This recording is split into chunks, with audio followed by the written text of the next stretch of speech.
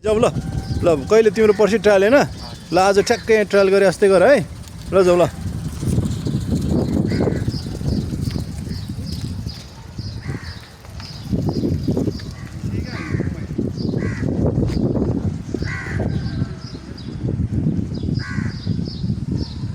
यो हाम्रो सुशान्त भाइको चाहिँ पर्सि दक्षिण ढोकामा ट्रायल छ उसको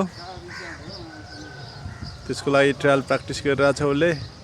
8 छिर्न लाग्यो जहिले पनि 8 छिर्दाखेरि चाहिँ देब्रेबाट छिर्नुपर्छ देब्रेबाट छिर्दाखेरि जहिले पनि हिल्टेक चापी बिस्तारै रोकी गर्नुपर्छ र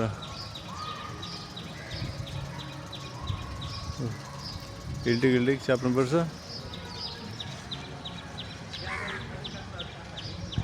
बिस्तारै हाफ क्लच दिएर चलाउने हाफ क्लच दिएर चलाएपछि गाडी एकदमै आफ्नो नियन्त्रणमा हुन्छ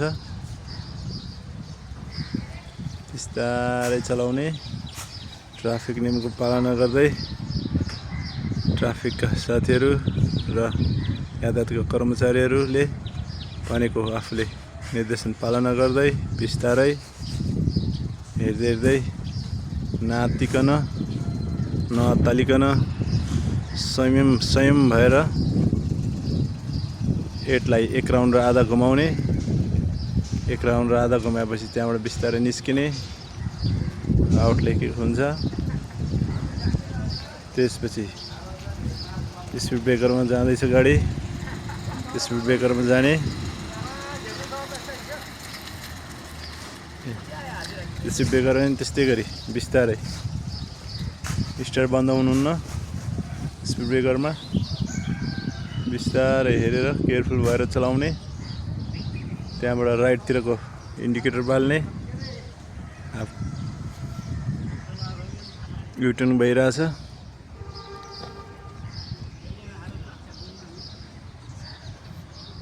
युटर्न गरिसकेपछि त्यहाँनिर रातो बत्ती र पहेँलो बत्ती छ